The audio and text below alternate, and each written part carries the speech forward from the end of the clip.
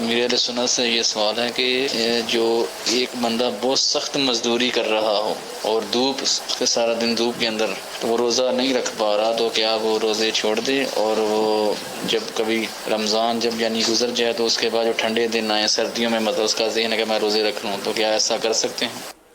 جی نہیں، روزہ فرض ہے، یعنی کہ روزہ کیوں چھوڑیں؟ مزدوری نہ چھوڑ دیں۔ چھوڑنا کیا چاہیے؟ اللہ کا حکم چھوڑا جائے اور اپنے نفس کی بات مانی جائے، تو بھوکے تو نہیں مر جائیں گے۔ اتنی دیر مزدوری کریں جتنی دیر برداشت کر سکتے ہیں۔ مثلا دوپہر تک مزدوری کر سکتے ہیں، اتنی طاقت ہے کہ دوپہر کو ذرا گرمی بڑھ جاتی ہے تو نہیں کر سکتے برداشت، تو چھٹی کریں، اللہ برکت دے گا تھوڑی سی روزی میں۔ کچھ نہ کوئی تو گھر میں جمع تو ہوتا ہے نا، وہی کھائیں، کم مطلب سادہ سودہ کھا لیں۔ یہ ضروری ہے کہ مطلب وہ 15 آئٹم ہو تبھی روزہ ہوگا۔ کباب، سموسے، پراٹھے، تو ملائیاں، تو تلے ہوئے انڈے، تو کسٹرڈ وغیرہ وغیرہ سب ضروری تو آئٹم نہیں ہے نا۔ سادہ ابلے ہوئے چاول کھا لیں، تھوڑا گوشت کھا لیں، سالن کھا لیں، سبزی کھا لیں، دال کھا لیں، اس سے بھی تو کام تو چل جائے گا۔ مگر روزہ بہرحال فرض ہے، روزہ معاف نہیں ہے مزدور کو۔ مجھے لگتا ہے کہ شاید اکثریت اسی طرح افطاری کے اور سارے معاملات کرتی ہوگی جیسا آپ نے فرمایا، اسپیشلی لاک ڈاؤن کی وجہ سے بھی اور حالات کی وجہ سے بھی۔ یعنی میں مانتا ہوں کہ ایسی فیملیز ہیں اور ایسے گھر ہیں جن میں یہ سارا اہتمام کم یا زیادہ ہوتا ہے، لیکن شاید ایک ایسا لگتا ہے کہ بڑی تعداد یا اکثریت شاید وہ ہوگی جن کے افطار میں شاید سادہ ہی انتظام ہوتا ہو کہ وہ زیادہ شاید افورڈ ہی نہیں کر سکتے ہوں گے، یہ بھی ہوتا ہوگا۔ کچھ افورڈ نہیں کر سکتے ہوں گے، کچھ بس وہ بخل میں، یعنی کہ اگر بولوں نا تو شاید اب مطلب ظاہر ہے، میں مطلب اندازہ ہے مجھے کہ لیڈیز اینڈ گولڈ، یہ لیڈیز ہے نا، لیڈیز کے لیے گولڈ جزو لا ینفق ہے، یہ ایسا حصہ ہے جو ان سے جدا نہیں ہو سکتا۔ اور کوئی ایسی عورت ہو نہیں سکتی کہ جس کے بعد گولڈ نہ ہو، سونا نہ ہو، میرے خیال میں۔ ہو سکتا ہے ایسی ہوں گی لیکن کم ہوں گی۔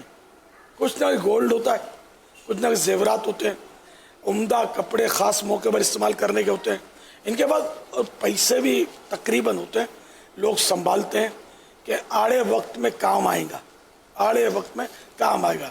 تو اب کرونا وائرس نے آڑا وقت لا کر کھڑا کر دیا، اب سونے کو نکالو، پھر اس سے آڑا ٹیڑھا ترچھا وقت کب آئے گا، اس کا انتظار ہے کہ اب وہ بھی آئے۔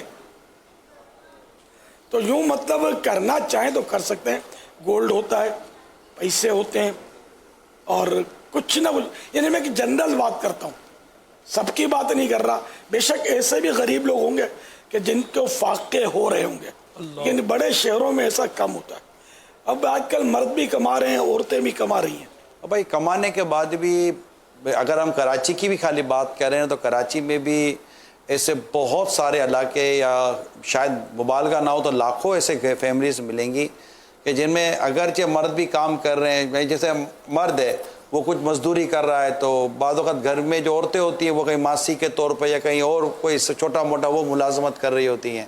مگر یہ بھی ہے میری معلومات کے مطابق کہ یہ بھی جمع ہو کر بھی گھر چلانا اس وقت اتنا آسان نہیں ہے۔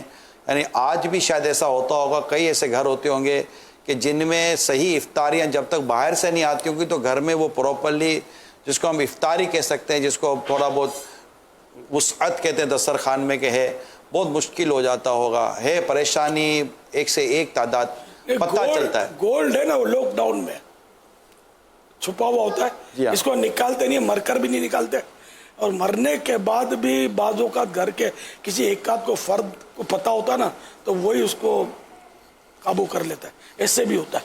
میں صحیح بولتا ہوں، یہ دنیا دیکھی بالی ہے، اپنا سونا نکالیں، اس کی زکوٰۃ دیں ورنہ مر جاؤ گے، نہ مرنے کے بعد کام نہیں آئے گا۔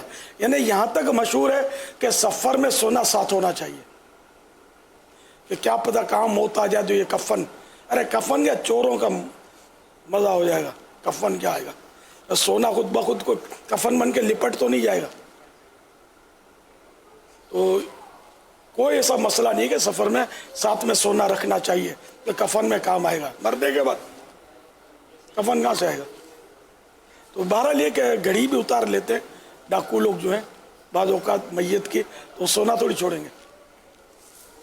تو جو بھی ہے گھر میں اس کو نکالو، جمع کرنے سے اس کو زنگ لگتا ہے، اس کی محبت نہیں ٹھیک.